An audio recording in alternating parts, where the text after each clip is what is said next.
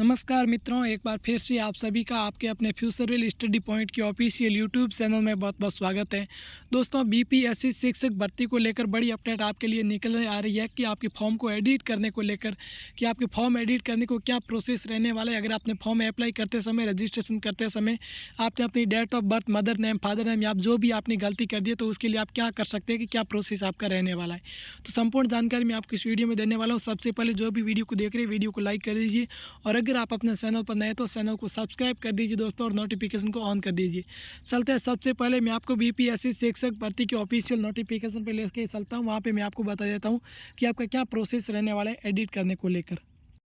इसमें फॉर्म भरने को लेकर अंतिम तिथि 14/11/2023 थी और अभी तक आपने अगर फॉर्म भर लिया, रजिस्ट्रेशन कर लिया है और इसकी फ़ीस काटने की तिथि यानी कि 17 तारीख तक आप अपनी फ़ीस काट सकते हैं, ऑनलाइन आवेदन कर सकते हैं।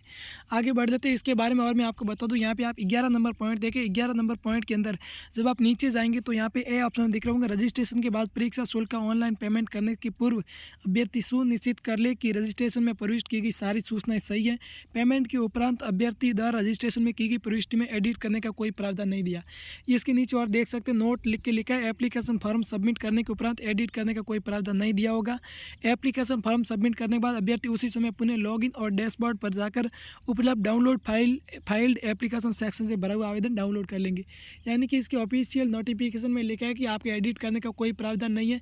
अगर आपने अपना फॉर्म में गलत भर दिया है तो आप क्या कर सकते हैं, इसके अलावा मैं आपको नीचे दिखाता हूँ।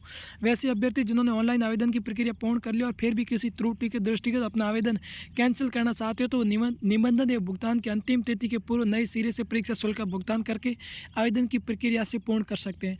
यानी कि अगर आपने फॉर्म गलत भर दिया और उसकी फीस भी काट ली है तो आप फिर उस फॉर्म को कैंसिल कर सकते हैं। यानी कि वो भी आप अंतिम तारीख से पहले आप फॉर्म को कैंसिल कर सकते हैं और कैंसिल करने के बाद आप नया रजिस्ट्रेशन भी कर सकते हैं उसी mobile number and email ID के द्वारा। आपने अगर पेमेंट काट लिया है तो फिर आपका पेमेंट वापस आने वाला नहीं है, क्योंकि इसके अंदर स्पष्ट लिखा है कि आपकी वो शुल्क लगी वो वापस प्रविष्ट नहीं कराई जाएगी। तो आपने फॉर्म, अगर आप अलग फॉर्म भर सकते हैं तो उसके लिए अलग से आपकी शुल्क लगने वाली है। और अगर आपने फीस भी नहीं काटी है, रजिस्ट्रेशन किया है, तो भी आप कैंसिल कर सकते हैं, बाकी एडिट नहीं कर सकते हैं। आप कैंसिल करके न्यू रजिस्ट्रेशन कर सकते हैं, इसी तरीके से आप कर सकते हैं। और इसके अलावा आपको कोई और अदर जानकारी दे रहा है कि आप एडिट कर सकते हो, बिल्कुल गलत बता रहे हैं। इस तरीके से यही प्रावधान है इसके अंदर कि आप फॉर्म को एडिट नहीं कर सकते, बल्कि आप इसकी साइट पर जाके लॉगिन करके मैं आपको वहाँ पर दिखा देता हूँ। चलते हैं, यहाँ पे बीपीएससी की साइट पे आके यहाँ पे आप login user name and password यानी कि जो आपने रजिस्ट्रेशन किया था लॉगिन करते समय, तो वो यहाँ पे लगा के नीचे लॉगिन के ऑप्शन पे क्लिक करेंगे। अगर आपने रजिस्ट्रेशन किया है तो आपके सामने आ जाएगा और उसके नीचे कैंसिल का ऑप्शन दे रखा होगा एक रेड पट्टी में, तो उसी कैंसिल पे क्लिक करके आप मोबाइल नंबर वगैरह लगा के OTP लगा के आप कैंसिल कर सकते हैं। और फिर दोबारा यहाँ पे अपना यूज़र नेम एंड पासवर्ड लगाओगे तो फिर ओपन नहीं होगा, न्यू रजिस्ट्रेशन आपको करना होगा।